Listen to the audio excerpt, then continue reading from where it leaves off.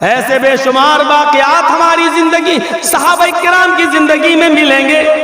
कुरान कहता है इन्न अकरमकुम इंदल्लाहि अत्काकुम, तुम में सबसे बड़ा बुजुर्ग वो है, सबसे बड़ा वो है जो अल्लाह से सबसे ज्यादा डरता है। कुरान की आयत हमें बता रही है जो अल्लाह से जितना ज्यादा डरेगा वो उतना बड़ा बुजुर्ग होगा।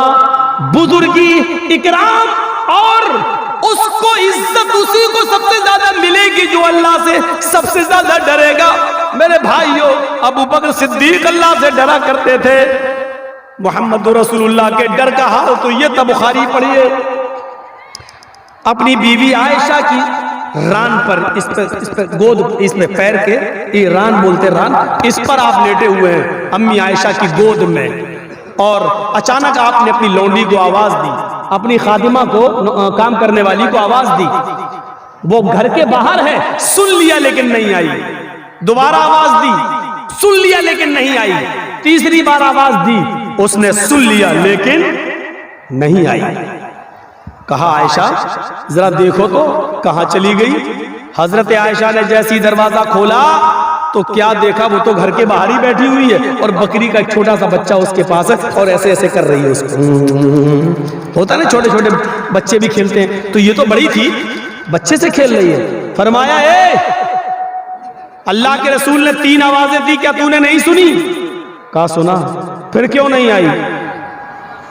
बच्चे से खेल रहे थे, बकरी के बच्चे से खेल रहे थे। कहा अल्लाह के नबी, मेरे सरताज, मेरे शौहर, इसने आपकी 3 आवाजें सुनी फिर भी नहीं आई, आइए इसको सजा दीजिए, इसको मारिए। अल्लाह के रसूल गुस्से में आए। बुखारी शरीफ की हदीस है, अल्लाह के नबी बाहर निकले और उस लौंडी से, खादिमा से कहा सुन, मैंने तुझे पहली आवाज दी, तूने सुना था कि नहीं सुना था? उसने कहा जी सुना था। उस जमाने की नौकरानियां भी झूठ नहीं बोला करती थी। सजा मंजूर है लेकिन झूठ कबूल मंजूर नहीं है। हाँ सुनी। दूसरी आवाज दी, कहा वो भी सुनी। मैंने तीसरी बार तुझे आवाज दी, कहा अल्लाह के नबी मैंने वो भी सुना था, फिर तू क्यों नहीं आई? मैंने सोचा कि आप कोई बड़ा काम करवाएंगे, मैं थकी हुई थी इसलिए मैं बरा गई, मैं सुस्ती कर गई और इस बच्चे के साथ खेलती रही। अल्लाह के नबी सल्लल्लाहु अलैहि वसल्लम की आंखें लाल हो गई। ऐसा लगने लगा जैसे अनार का रस किसी ने आंखों में डाल दिया हो, इतना गुस्से में। आपने गुस्से में मिसवाक उठाई, ये कान में आपके मिसवाक लगी हुई थी। बुखारी शरीफ के अल्फाज, मिसवाक आपने, आप मिसवाक कान में लगा लेते थे, जब भी नमाज का टाइम हुआ मिसवाक की, फिर कान में लगाई, नमाज पढ़ना शुरू। जैसे ही नमाज का टाइम हुआ मिसवाक निकाली, मिसवाक की वजू बनाया और अंदर चले गए। तो मिसवाक कान में लगाए रहते थे। वो मिसवाक जो अल्लाह के नबी के कान में लगी हुई थी, इतनी बड़ी होगी कितनी, मिसवाक दांतों में करने वाली, और उसको उठाकर मारेंगे तो कितनी जोर से लगेगी। हम और आप अंदाजा लगाएं, कोई कोड़ा नहीं था, कोई दुर्रा नहीं था। आपने वो मिसवाक निकाली और निकालने के बाद तान लिया उसके ऊपर, मारना चाहते हैं उसको कि 3 मरतबा तूने मेरी आवाज सुनी हो फिर भी नहीं आई। आपने वो मिसवाक उठाई, ऐसे करके उसके करीब ले गए और उसकी पीठ तक लाए। 1-2 इंच जब पीठ रह गई, 1-2 इंच का फासला रह गया, तो आपने मिसवाक रोक ली और मिसवाक कान में लगाई और रोते हुए आंखों में आंसू आ गए। रोते हुए आप फिर अपने हुजरे में चले आए। अम्मा आयशा कहने लगी, आए मेरे सरताज, उसने आपकी आवाज 3 बार सुनी और फिर भी नहीं आई। फिर आपने गुस्से में मिसवाक भी निकाली। मैंने सोचा 5-6-10 मिसवाक आप उसको मारेंगे, लेकिन आपने एक भी नहीं मारी। मिसवाक उठाई और आपने उसको तान लिया, उसकी पीठ के करीब तक ले गए, लेकिन रोक लिया, आपने मारा नहीं। ऐसा क्यों? बल्कि खुद रोने लगे। फरमाया आयशा, आयशा, मैंने गुस्से में मिसवाक उठा ली, मैंने उठाकर उसको मारना चाहा। जैसे ही मैं मारते हुए, खींचते हुए उसको उसकी पीठ तक ले जाने लगा, मेरे जहन में ये सवाल आया, आए मोहम्मद सल्लल्लाहु अलैहि वसल्लम, उसने जो गलती की है तुझे नहीं मालूम उस गलती की सजा कितनी है? ये तेरा मिसवाक मारना और मिसवाक से उसकी पीठ पर इतनी जोर से लग जाना, कहीं ऐसा ना हो ये तेरी दी हुई सजा उसके जुर्म से, उसकी गलती से कहीं ज्यादा ना हो जाए। उसने जो गलती की है उसकी गलती से ज्यादा मेरी मार, उसकी तकलीफ उसकी गलती से ज्यादा ना हो जाए, और फिर कयामत के दिन कहीं वो मेरे ऊपर मुकदमा न ठोक दे, अल्लाह की अदालत में मेरे सामने मुझे पेश न कर दे कि मैंने इतनी बड़ी तो गलती नहीं की थी, जितनी तेज और सख्त इन्होंने मुझे मिसवाक मारी, मुझे बदला चाहिए। जैसे कयामत के दिन सवाल और जवाब का एहसास मेरे दिल में आया, मैंने मिसवाक रोक ली। आयशा, मैं जिंदगी भर लोगों को माफ करता आया, फिर मैं अपनी खादिमा और लौंडी को कैसे माफ न करूं? मैंने तो बड़े बड़े मुजरिमों को माफ कर दिया, तो फिर मैं इस खादिमा को कैसे माफ न करूं? मुझे इस एहसास में कि मेरी दी हुई सजा कहीं इसकी गलती से ज्यादा ना हो जाए, इसलिए मैंने रोक लिया। ये तकवा था, इसको कहते हैं तकवा, इसको कहते हैं परहेजगारी। एहसास क्या आ गया कि कहीं इसकी गलती से बढ़कर मेरी सजा, मेरी दी हुई सजा ना हो जाए और कयामत के दिन मुझसे हिसाब न ले लिया जाए। रोक लिया, अपने आप को एहसास पैदा करके रोक लेने का नाम तकवा है। ये नबी अकरम का तकवा था। उधर आइए अबू बकर सिद्दीक का तकवा देख लीजिए। हजरत अबू सईद खुद, हजरत अबू बकर सिद्दीक का तकवा देखिए। उनका भी एक गुलाम था।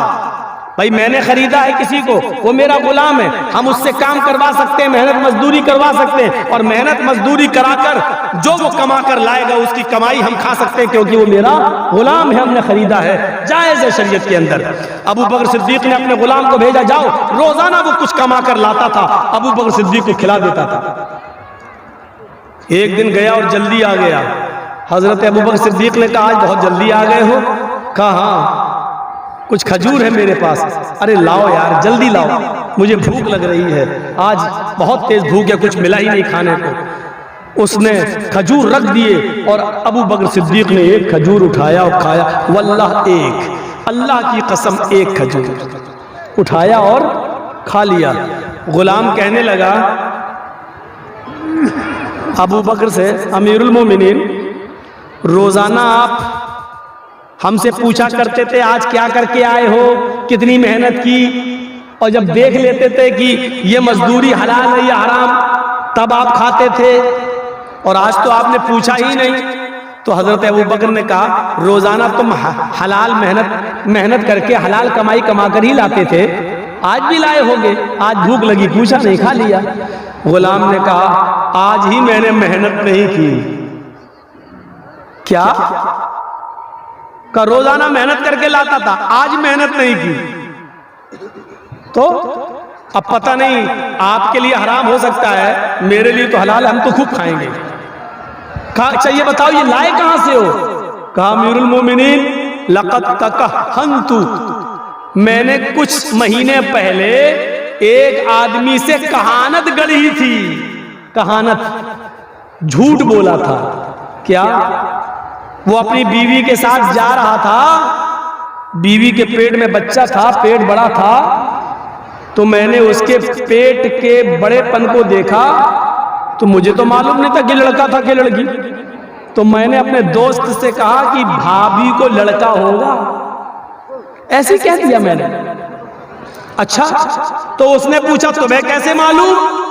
तो मैंने उससे कहा, अरे मैं तो बहुत पहुंचा हुआ आदमी हूं, पेट देख के और औरत की चाल चलने से, उसके कदम से मैं पहचान लेता हूं कि पेट में लड़का है कि लड़की। जा, लड़का होगा। आज 5-6 महीने के बाद उसको लड़का ही हुआ है।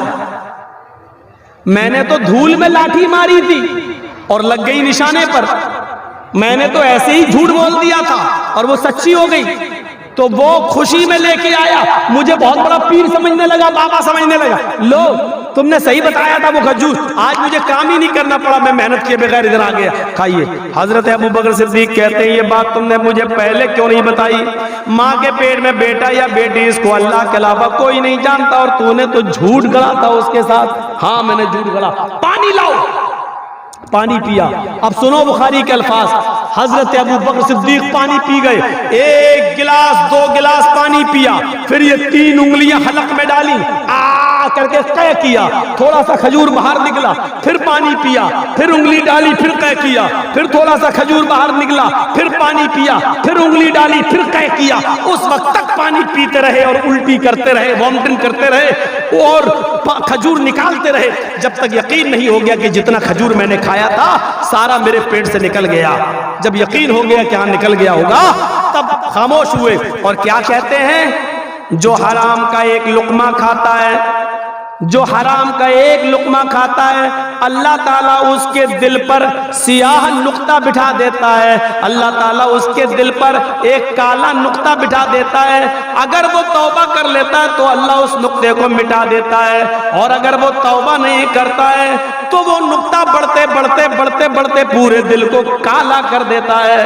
और जब इंसान का पूरा दिल काला हो जाए, जब इंसान का पूरा दिल काला हो जाए, तो फिर वो सोचता नहीं है कि ये माल मेरे पास जो आ रहा है वो हलाल का या हराम का, आने दो आने दो, जहां से आ रहा है आने दो। फिर उसको हलाल और हराम की तमीज उड़ जाती है। ये तकवा था, एक खजूर खा लिया, उसको भी निकाल दिया। हम अपने गरीबानों में झांकें, कितनी लाटरियां खरीद के खरीदे, कितना हराम माल खा रहे हैं। याद रखना, तकवा सिर्फ यही नहीं होता कि जो मुसलमान अपने दिल के अंदर पैदा कर ले लुक जाए, ये तकवे की और ईमानदारी की सिफत किसी के अंदर भी पैदा हो सकती है। जापान की राजधानी